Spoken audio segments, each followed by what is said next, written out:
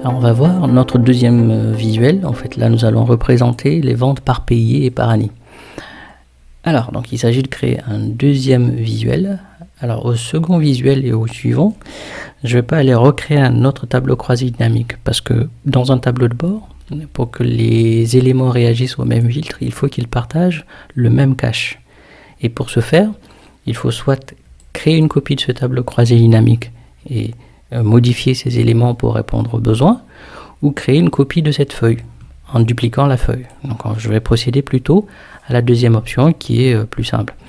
Donc pour dupliquer une feuille, c'est soit un clic droit, déplacer ou copier. On peut créer une copie et on le demande de la positionner soit en dernier ou avant la feuille des ventes.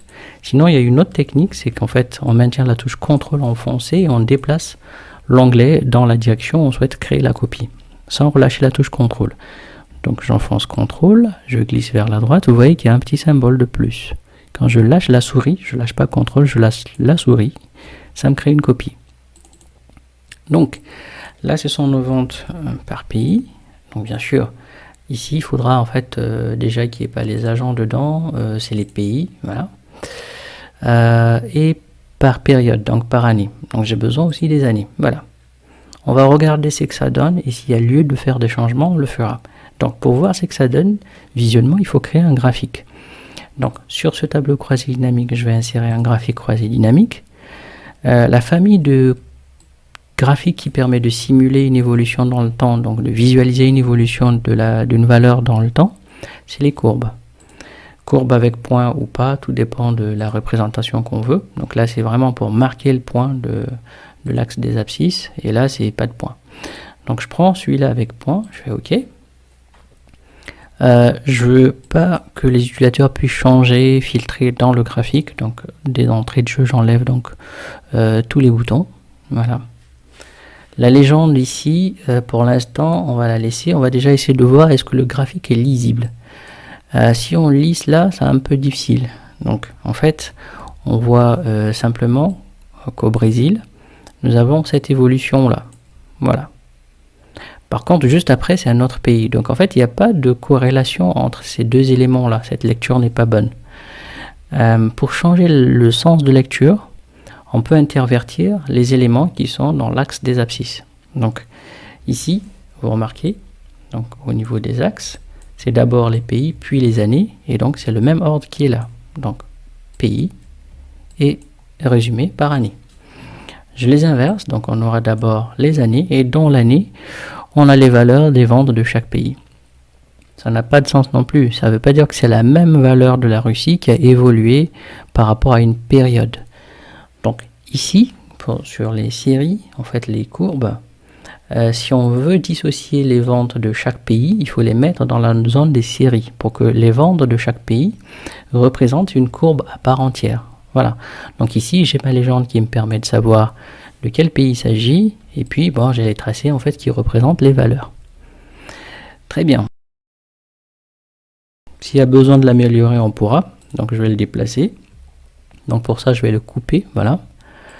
Je vais le replacer sur mon tableau de bord, voilà, et je le colle. Et puis là, je maintiens la touche Alt enfoncée, et puis j'essaie de le caler dans la zone de dessin. Voilà. Là, je maintiens la touche Alt, et voilà. Donc pour le deuxième graphique, c'est bon. Ceci dit, j'aimerais aussi qu'il soit, en fait, qu'on puisse le filtrer. Filtrer par quoi ? Qu'on puisse le filtrer par rapport aux agents. Donc ici nous avons nos agents. Du coup, ce que je vais faire, c'est représenter en fait une information de type segment. Alors, je vais me remettre sur la partie de mon tableau de bord, de mon tableau croisé dynamique. Voilà, je vais demander plutôt un segment sur les agents. Il est là. Alors, vous remarquez que là, c'est pareil, il faudra en fait enlever les éléments dont on n'a pas besoin. Donc c'est pareil, j'enlève l'entête, je masque les éléments, voilà. Et peut-être, voilà, occuper un peu moins de place. Alors je peux jouer sur la hauteur des éléments comme cela, pareil pour la largeur, parce que il y a du texte, de l'espace pour rien. Ça augmente en fait la taille des éléments à l'intérieur. Et là c'est leur hauteur, comme vous pouvez remarquer. Ça me va, donc je vais le couper Je le ramène ici. Très bien. Alors, ce segment-là, il va servir en fait à filtrer quoi? À filtrer ce graphique. Quand je vais filtrer les années, celui-là réagit aussi. Ce que je veux, c'est que cet élément-là, en fait, ne filtre que ces informations-là, que ce visuel. Et que le reste, en fait, qu'on puisse le filtrer par rapport à ce segment. Donc, pour ce faire, je vais devoir dissocier, donc déconnecter un segment et de façon à ce qu'il pointe uniquement sur le tableau que je veux. Donc pour ce faire, c'est ce segment qui filtre les deux. Celui-là qui vient d'être créé, il ne filtre que celui-là, on le voit. Il faut faire un clic droit dessus et puis aller sur la zone des connexions de rapport. Autrement, il faut passer par le menu, là, et puis connexion de rapport, c'est la même chose. Alors, voilà une chose importante. Donc je reviens un peu sur ce que j'avais dit. Chaque élément doit être nommé. J'ai créé une copie d'un tableau croisé dynamique, j'ai pas pris soin de le nommer.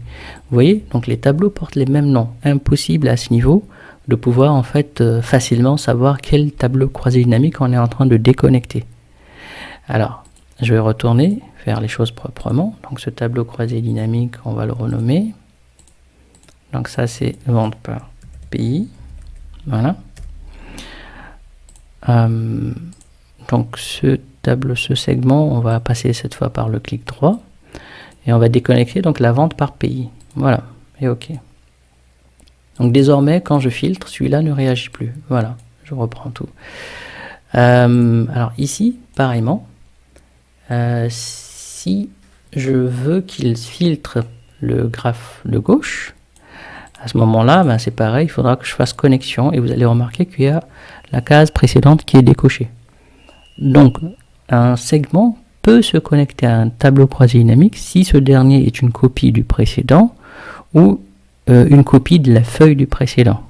Donc voilà, sinon vous ne verrez pas dans cette liste là les tableaux croisés dynamiques qui ne partagent pas le même cache.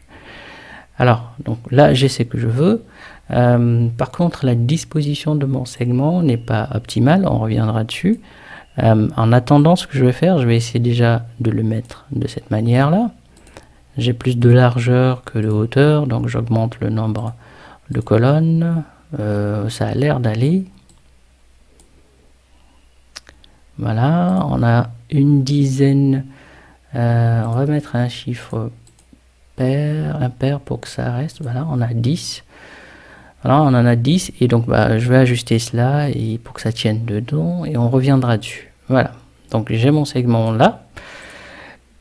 Et les prochains visuels qui arriveront, ce que j'aimerais, c'est que ces visuels-là, en fait, soient aussi filtrables par rapport, en fait, à ce segment-là.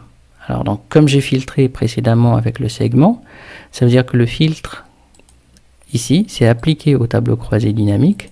On ne voit pas toutes les années. Donc, du coup, si je reviens maintenant, on voit les années. Et quand je regarde, je vois les performances donc, de l'agent au fil des années dans chaque pays. Très bien.